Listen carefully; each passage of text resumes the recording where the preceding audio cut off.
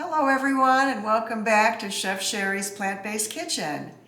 I'd like to share with you a recipe that I just recently tried that was really unbelievable. Now, I had my suspicions, how could this be good? It's in a cookbook called Straight Up Food by Kathy Fisher. Not that her cookbook isn't good, but what I want to say to you is that she uses no refined sugar, salt, or oil. So everything in this book is really very clean and pure for your body. So I was looking through it and I found this recipe called Almond-Poppy seed cake. And I tried it last week to see if Dale would go for it. And what do you say? It was excellent. Why was it so good? It was, the fact that it didn't have regular sugar in it, it was just still really sweet, but just sweet enough, not overly sweet. It was just really tasty. I had several pieces. You did. And I saved a couple pieces to show you the end result after I show you how to put this very easy to make cake together. And I'm telling you, it's a keeper and it's a good one to serve to your family, friends, and any company that comes into your home. So this is how you do it. Now, I don't know if any of you are familiar with millet. This is a grain and it looks like this. Let's see if I can show you inside the bag a little bit. It's just teeny, teeny little pieces. See of that grain? They're very hard. And so this is one of the flours that we're going to use. Believe it or not, this is used in this cake. So I took some gluten-free oats, and I'll put all of this recipe on the site so you don't have to worry about writing down the proportions right now. But I took gluten-free oats and millet, and I put them in my Vitamix for 40 seconds. And take a look at the millet oat flour that I now have. Isn't that weird and odd and cool at the same time? It made this cool flour. Very healthy for us.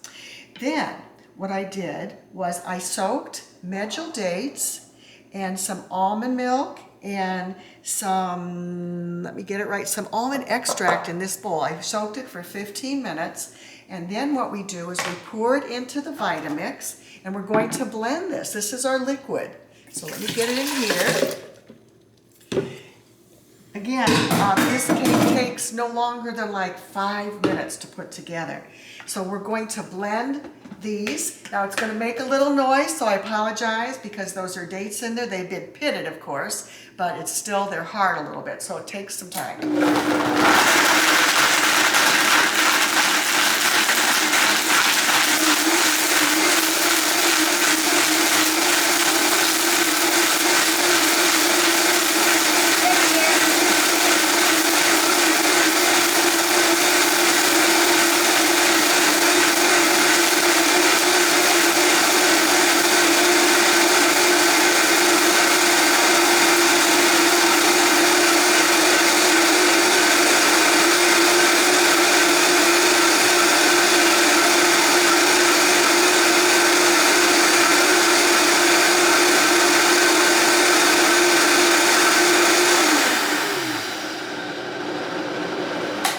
I apologize for that loud noise. That was really loud. Let me see if it's blended enough. I sure hope so. I gotta give it one more shake, sorry.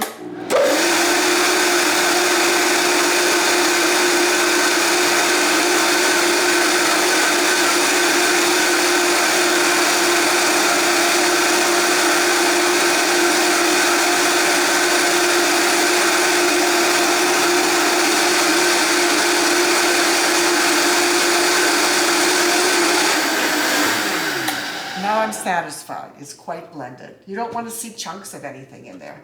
So can you see how it's quite liquidy?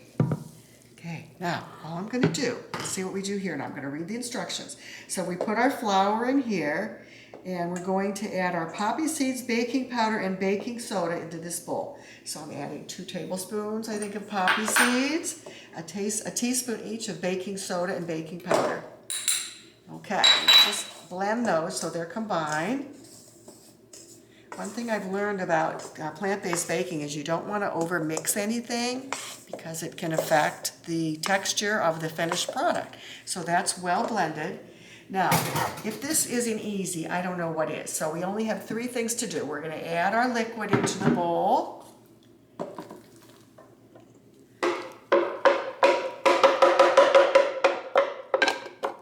And then we're gonna add applesauce. Now, I changed this a bit. She called for a 1/4 cup of applesauce. I'm putting in a 1/3 cup because I like it really moist. And it was moist, but I think we're gonna add a little more moisture.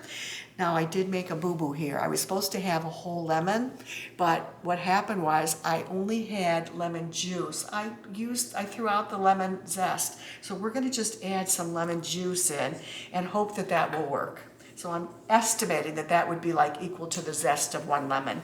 And the zest of the lemon is the outer portion of the lemon peel. You wash it, and then you get a fine grater, and you grate that and throw it into this recipe. But hopefully this will be fine. You just want that lemon flavor. So we'll try it without doing the lemon zest. Now you see how I'm mixing it? So I don't want to overmix it. I'm almost like folding it in gently until it's well combined. I mean, isn't that easy? Anybody can make this cake. And I'll show you what it looks like once we get this into the oven, and I'll show you what we made a couple days ago. All right, I think it's pretty well blended. I'm just gonna check, move it around one more time. Perfect. Now I took this loaf pan and I lined it with parchment paper best I could. Sometimes it wants to come up. So we're gonna pour this in. Then I'll get my spatula out, of course, to get it all out. I think we'll be making this for company a lot, Dale. What do you think? Yeah, it's a keeper. It is. It's like one of those cakes, like when you sit down with like a cup of tea or a cup of coffee. It tastes really good with it. Definitely. Okay, so this is nice and done. And then I'm gonna put it in the oven. It takes 55 to 60 minutes. I'll put it on 55, and then I'll check it to make sure it's baked. I think I've got my upper oven ready to go. Put it in there. Set the timer for 55 minutes. And we'll see what it looks like when it comes out. But in the meantime, are you ready? I'm gonna show you. Here it comes.